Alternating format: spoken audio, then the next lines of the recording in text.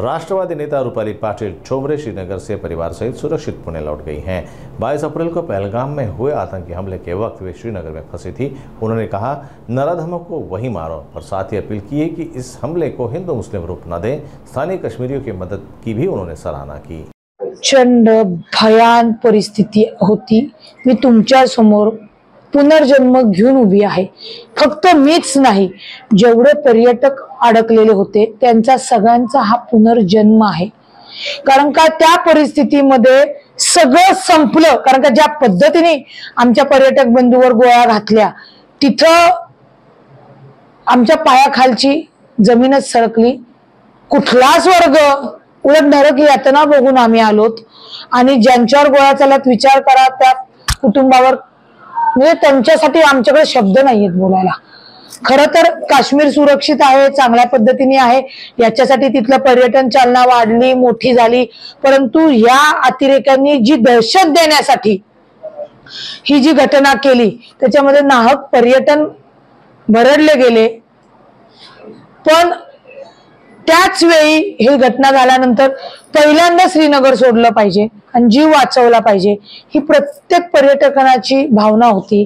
लहान लेकरं बेदरलेली होती, घरी कधी पोहोचतात असं झालं होतं। तुम्हाला मी सांगते, माझ्या मुलांनी येताना पुण्यामधनं पुणे एरोप्लेन मध्ये एक व्हिडिओ केला की वो म्हणजे 8 वर्षाचा आहे आणि व्हिडिओ केला, वो लोगों ने हमला किया और हम लोग वहां से भाग के आए, पुन्हा हमारी ट्रिप बर्बाद हो गई, ये लोगों को कुछ काम आते है, असा तरी सहज व्हिडिओ केला। म्हणलं, मम्मा मी बघ काय केले। मी त्याला म्हणले, बाबा तुझ्या पाया पडते, शांत बस।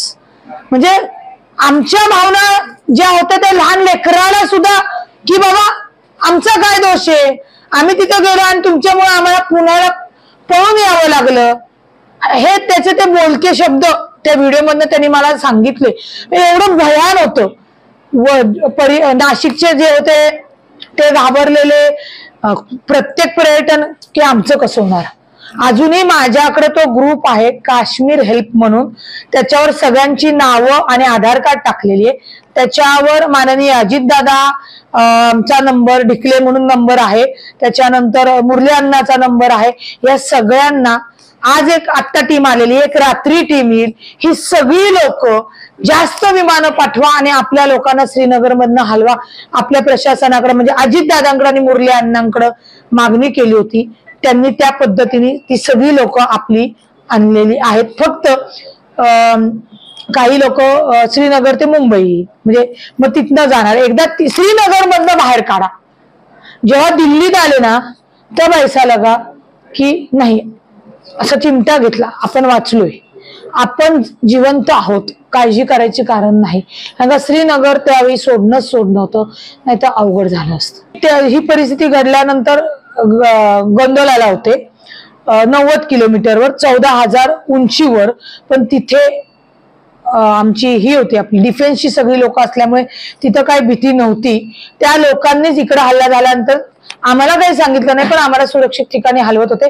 खाली उतरल्यानंतर आम्हाला स्थानिक लोकांनी सांगितलं की असा असा प्रकार झालेला आहे।